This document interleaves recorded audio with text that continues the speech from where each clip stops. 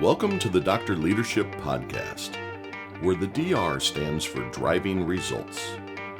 Our focus is weekly conversations around life and business relationships and the important leadership qualities for both. These concepts and qualities will help you drive positive results in both your business and personal lives.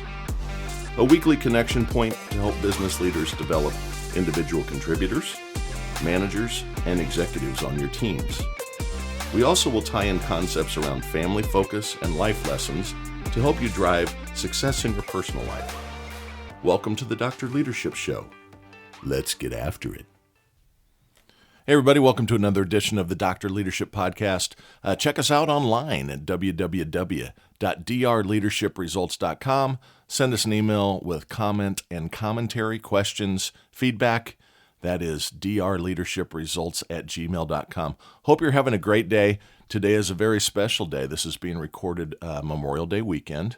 God bless all those that have given the ultimate sacrifice.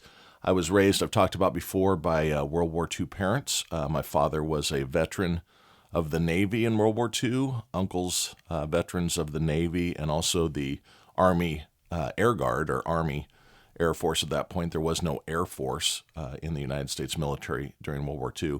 So very, very special moment. They all made it home alive. One uncle took some shrapnel and almost didn't make it, crash landed a bomber, but did make it home. There's many that have not made it back home. So remember them as you're listening to this.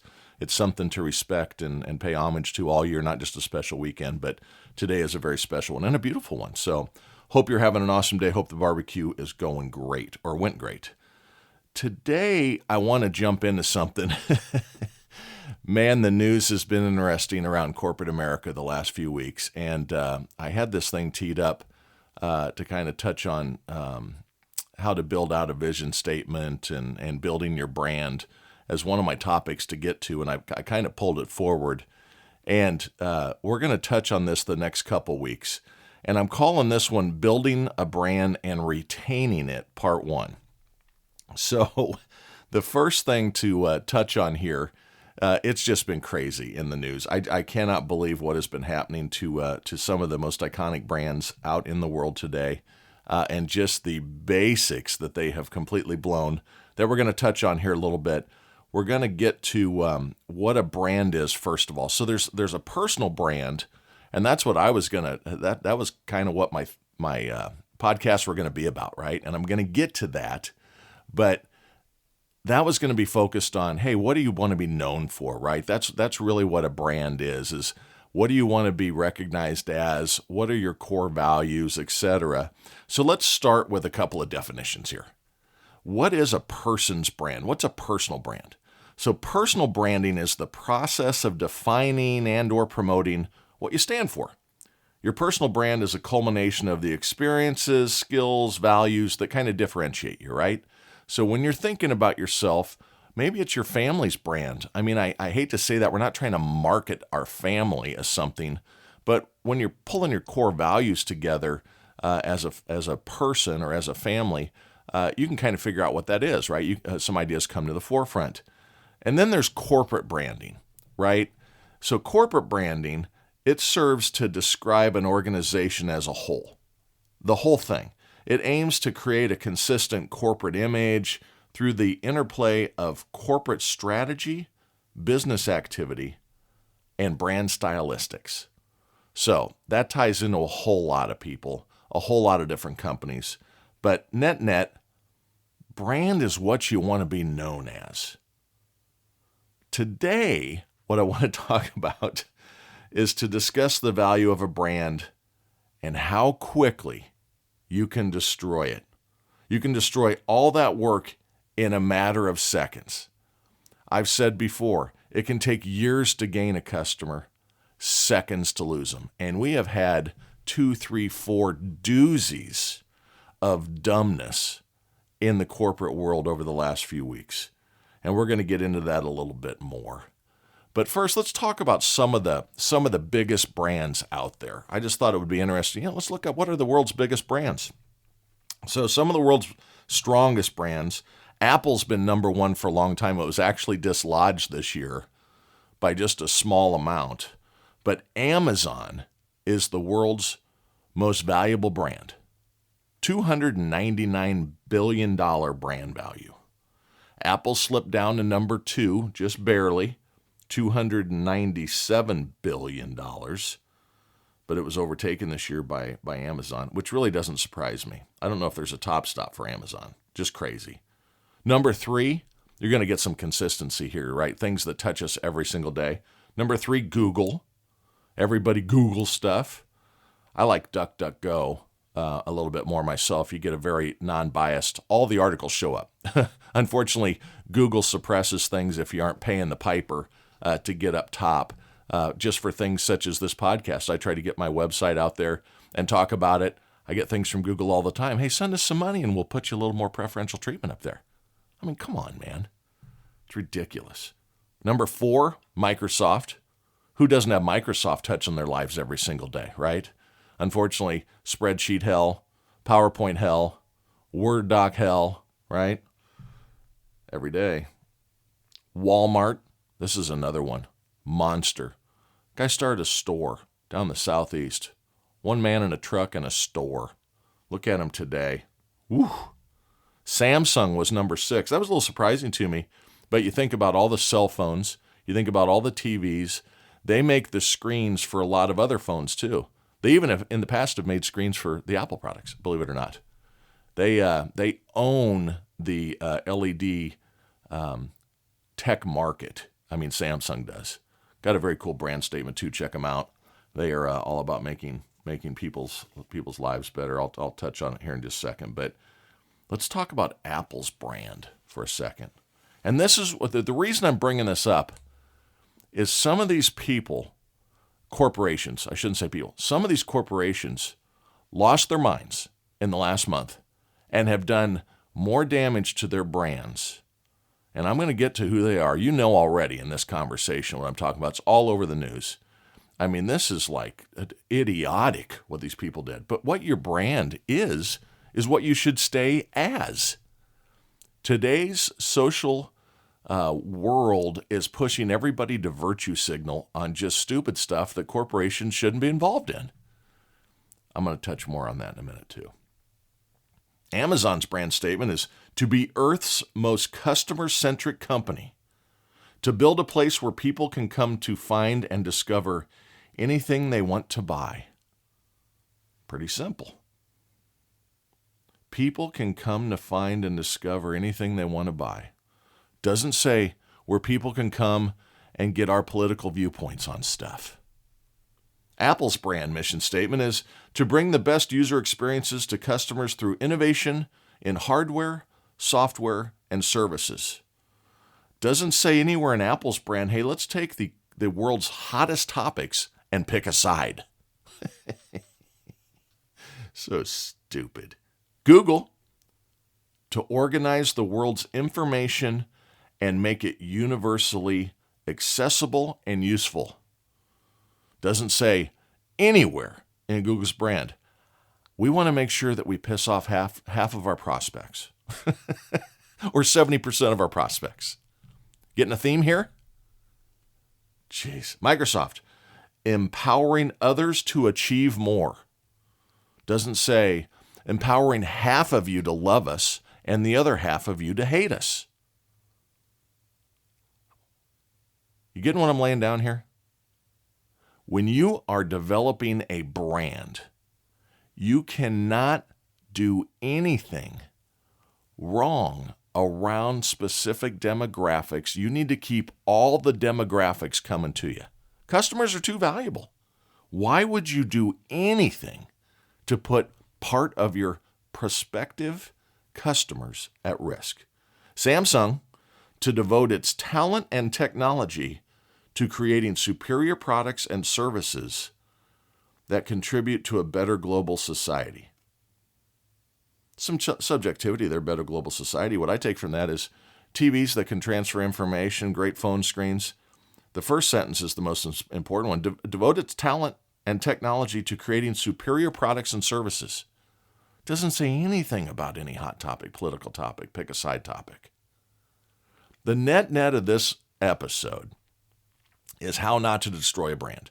Next week's episode is going to be on how we as individuals, company owners, executives, individual contributors, you as an individual contributor have a brand. People need to know you as their counted on expert. I know a guy. I know a gal. That's what I used to always say. I want to be your I know a guy in this space of what I do. That's what I want to be to people. I never wanted to be, I know a guy, but if you think like this, I wouldn't call him. How in the world do you get to that place? What is missing from any of those brands? Controversy or divisive principles or statements. This is not hard. It is really, really easy to protect your brand. Don't wade in the deep water of things that are political hot buttons, things that are societal hot buttons. You can have an individual belief, but a company can't have a political side. Even your employees have differing opinions on this stuff. So why wade into that water? Employees do not all think alike around these hot topics. If you want an all-inclusive company, then rule number one is don't lean politically and don't demand your staff to separate their personal and business thinking. I can't go to work for somebody that thinks certain things about certain things. If I couldn't work for a company that thought socialism was a great thing. It's idiotic. It's never worked. Ever. We have people in our own government that are pushing that. I'm not going to be political on this podcast. I'm just going to be common sense. When something has not worked 87 times in a row, do you really think we ought to try the 88th? With the world's greatest economy and the greatest and freest country in the world? I think not. You got to be careful with these topics, folks. It's insanity to wade into that deep water. Like I said, we'll get into the personal brand building in the next episode. Today, I want to just focus on the remaining time, on some of the huge brand disasters that have happened over the last month. I try to use some of the news that's going on. I try to use some of the events that are happening to tie concepts and things together. And it has just been like watching the world's slowest train wreck on a couple of the major brands in the United States and around the world the last few weeks. And it's just stupidity. First of all, let me clarify something here. I am not against anything that we're about to cover, other than being stupid with your brand. I'm against being stupid with your brand. So don't associate commentary here of me taking a position. I'm staying out of some of this stuff. I'm going to use common sense. You can figure out my opinion pretty easily, I think. I think that 6-year-olds ought to be playing in the backyard. Period. I think you don't cut stuff off to make yourself something you aren't. Period. But if you're 18 and older, have at it. Whatever you want to do, man. It's your body, it's your soul. Have at it. But I'm not against anything. I have my personal opinions, but it's not in my brand. The first key of keeping a brand you have worked for decades is don't screw it up. It takes years to build and seconds to lose. Especially, think about it, in today's hyper-connected world, one misplaced hot topic statement can kill it. The cancel culture thing. I mean, you got comedians that are people are trying to cancel comedians because of a joke. It's a joke. Jokes are funny. They used to be when we didn't take ourselves too damn seriously. Everybody should get picked on at a good comedy club. It gets everybody off the high horse. No one's more virtuous than others. One thought around a controversial position is not carry more value than another one. Now, common sense has to come into some of this. There should be, the reason they call it common sense is everybody should have it. Jokes should be funny. Jokes shouldn't be controversial. If you don't like jokes that could be controversial, don't go to the comedy club. If you don't like a TV program, don't watch the TV program. If you don't like a certain podcast, don't listen to the podcast. please keep listening to mine. How do you keep the brand, though? It's really, really easy. You got to avoid these big screw-ups. Now, I sit back and I grade on a pass-fail on everything that comes across the TV screen at me at night. I have personal opinions. But I also understand that my perception isn't always accurate. I don't have all the information. But certain things are easy. Brands should never be political. Period. People are worn out of this crap. If you haven't figured this out, you can just feel the temperature of the water of disdain for divisiveness coming up in this country. Both political parties have driven a disdain towards one another into the public eye for so long that it's causing people to break relationships up in their personal families. How stupid is that? My dad was very conservative. My mom's brother was very liberal, very democratic. Now, this is back before things have gone to extremes on both sides here. Both sides have extremes. Extreme right, extreme left. Idiots. All of them. But my dad and his brother-in-law, my mom's brother, would disagree feverishly at the dinner table at Thanksgiving. They always say, don't bring up politics, religion, those types of things at Thanksgiving. Well, we used to do it because we talked about things back then. We had what was called discourse. And we used facts and data versus emotions to discuss it. But my dad and his brother-in-law, my uncle, they would have feverish conversations. And at the end, guess what? They'd make a cocktail and sit on the porch and laugh because they'd get over it. Hey, I don't agree with you, Harold. Hey, I don't agree with you, Pat. But that's okay. Brands cannot be political. People are worn out. Like I said, they just want to drink a beer with their friends and not have any controversy attached to it. People don't want to go shopping and have this crap thrown in their faces. Hot topics are divisive these days. This means if you publicly support one of them one way or the other, you just cut your base in half, even more on some topics. The target topic, it is clear that parents have had it with anybody trying to keep things about their kids from them. It is, and rightfully so. Someone tried to do something with my daughters at the age of 5, 6, 7, 8 years old without my permission? Bring the body bags. Yeah, we're going to have a teacher conference tonight. One of us is coming out. It's insane what's going on here. But you don't cut your prospects, your prospective customers, your current customers in half, 60, 70%. What's happening here is companies are trying to virtue signal, right? They get these new departments, DEI, ESG, all these different departments. First of all, if you have to create a department and put out a big announcement about it, you weren't really good at this in the background. You're on your heels. Hey, we need to put something together here because somebody could actually say that we're not good at this. Well, you really weren't. I saw a great thing. Jim Brown passed away. Unbelievable running back. Unbelievable football player. And he was also a big political firebrand. He would take on topics back in the day. And they asked him about Colin Kaepernick when he knelt for the national anthem. Good intentions, bad intentions, whatever. I'm not saying an opinion there. But they said, what do you think of this? And his comment was, if I have to look for someone else to think a certain way, then that isn't me really being a good person. I should have had that figured out beforehand. Being unfair to a certain race through policing is bad, period. I don't need someone kneeling at the national anthem to have me think that way, is what his comment was. Now, you can get into, is it unfair policing? Is it based on actual data of criminal statistics? All that stuff. Doesn't matter. Don't get political with it. Kaepernick, it cost him his career. He got political. People just want to go to a football game. They just want to go and cheer for their 49ers. They don't want somebody standing up and crapping all over the brand because they've picked a hotbed topic. Let the police and the communities figure it out.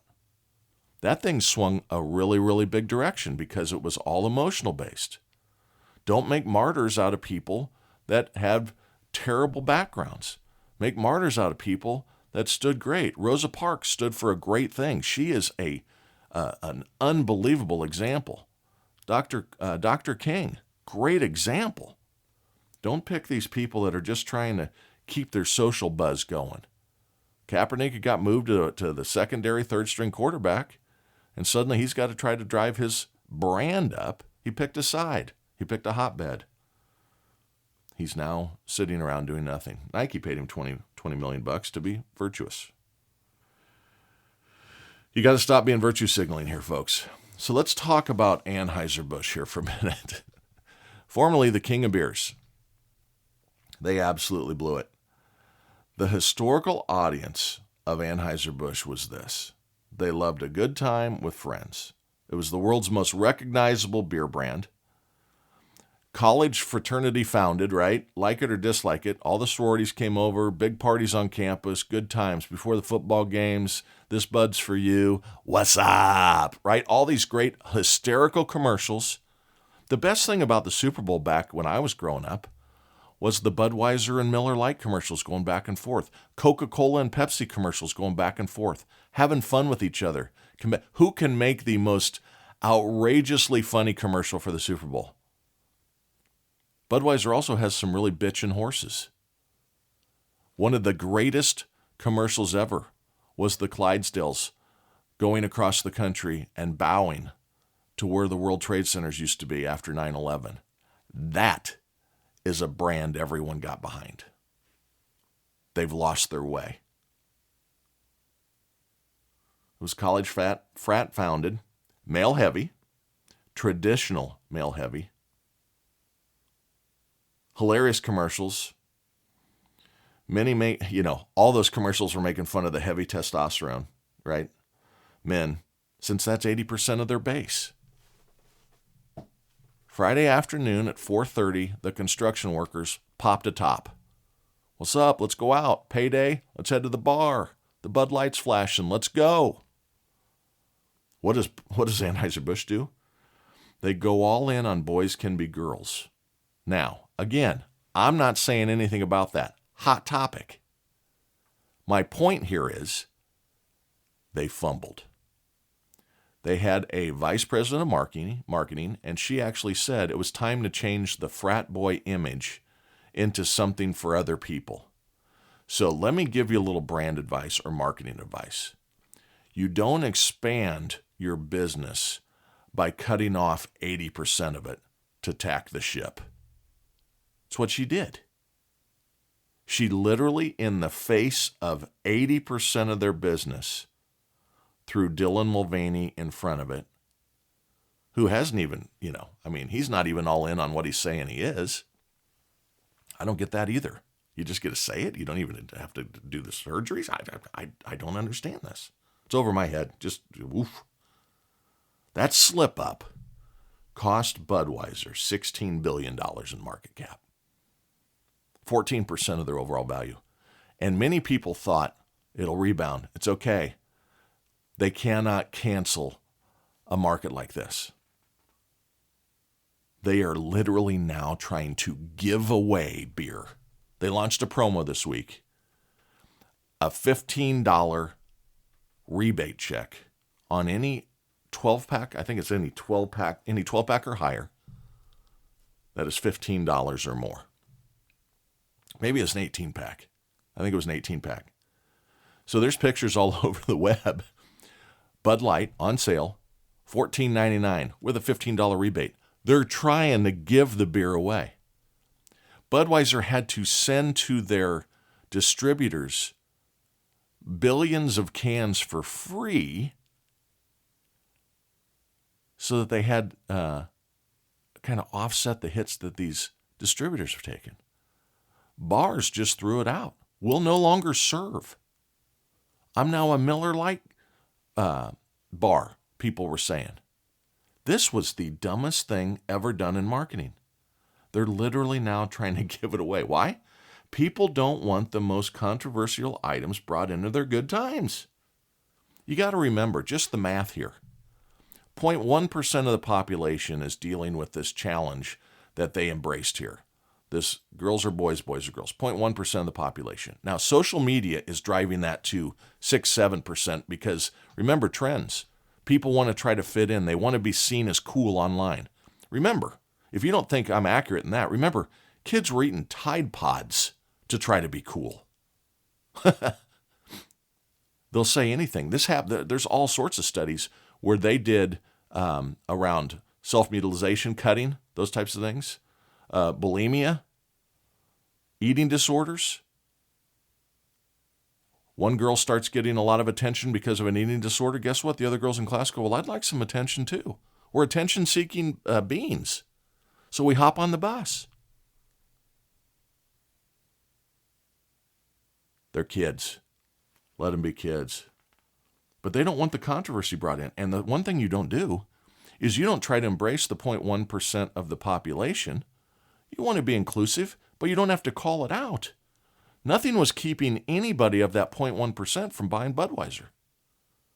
But what they did is they took the 99.9% on and said, yeah, go ahead. Cancel us. We're virtuous. Wham. Reality hit him in the face. Let's talk about Target for a minute. This is even worse. Same problem, same subject, right? Leaning in. You have the Pride Month coming up. God bless. The thing you got to remember here is when you're talking inclusivity and equity, where are the straight T-shirts? Where's the straight month? Where's quit defining us. Morgan Freeman says it great. Don't give me a month as a black person for my history. Give me every day. Give a white person every day. Give a Jewish person every day. Inclusivity doesn't mean you give someone else special treatment. Everyone should be the same. But 70% of the people in the U.S., based on all the polling that I can find, think that this subject that both Target and Budweiser, Anheuser-Busch embraced, is wrong when involving kids. Understand your environment. You don't go to the synagogue waving a red flag with a swastika on it. It's the equivalent of what they did. Understand the environment. They lost $9 billion in 10 days. Now, Target had just dug out. Remember when they were saying, don't even return your stuff that doesn't fit. We can't handle it with our employees. Just take it. We'll refund your money. Just keep it. We'll send you the right stuff. They literally just dug out of this pandemic hit. 5 years ago, Target was on the list with JCPenney and not going to make it. They did a good job around online shopping and getting the grocery side of the business stronger. They just pulled back out of this stuff. Their miss isn't on one, the transgenderism stuff. They took on religion too because this artist, this designer, has tags in the shirts that reference Satan. How does that get through review in the marketing department at Target? How does that even happen? How do you take your brand and go, yeah, that'll work. That should work okay. I mean, how damn stupid are they? Then it comes to find out that their VP of marketing is on the board for this unbelievably progressive front on driving these thoughts into K through 12 schooling. Kindergartners? Let them play Foursquare, man. Fifth graders? Let them play baseball. Let them throw the frisbee. Let them be kids. Let them find their own way. We all had the opportunity to find our own way. We don't need people infringing on that. We don't need medical professionals infringing on the natural concepts of growing up, going through your natural concerns and questions. We all got the right to do that. Why are we taking it away from these kids? Quit virtue signaling. As a company, concentrate on your customers' needs, not politics. Every customer matters.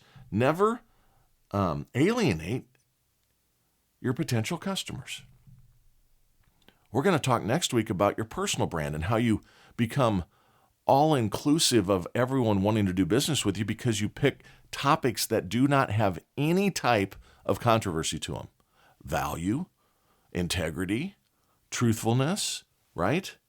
I've dropped the ball on those things in my past. to my wife. Haven't been truthful at times. Terrible mistakes. Terrible mistakes. Target, I want to buy a TV. I don't want to have to go buy a swimsuit stand that is clearly made for a woman with a sign that says, holds the bulge. Give me a break, man. And then I go over and go, what is this? And inside it has a Satan sticker. It's in the front of the store. What is going on with these people and their brand management? This is ludicrous.